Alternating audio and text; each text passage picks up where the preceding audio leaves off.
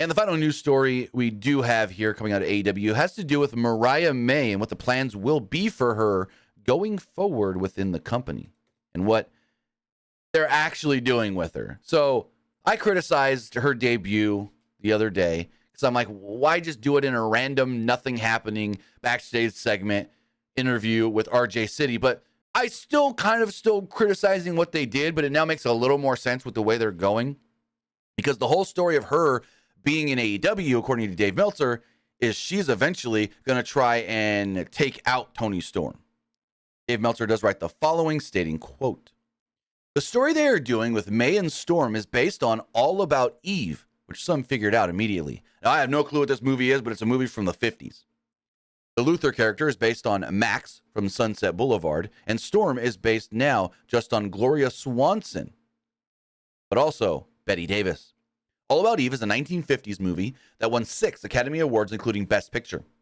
It's considered one of the greatest movies of all time. The story is about a Broadway star who turns 40 and worried about her career, played by Davis, and is essentially the Storm character. And Eve is the fangirl of Margot Channing, Davis's character.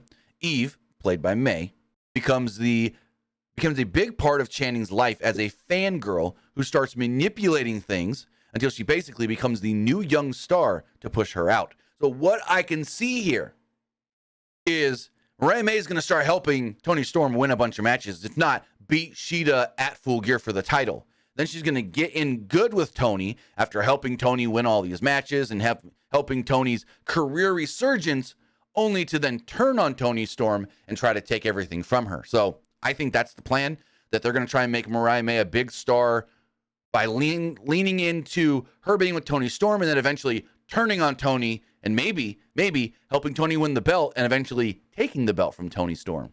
So I like the story there. It still just feels a little weird to me the way they debuted her as just a nothing character.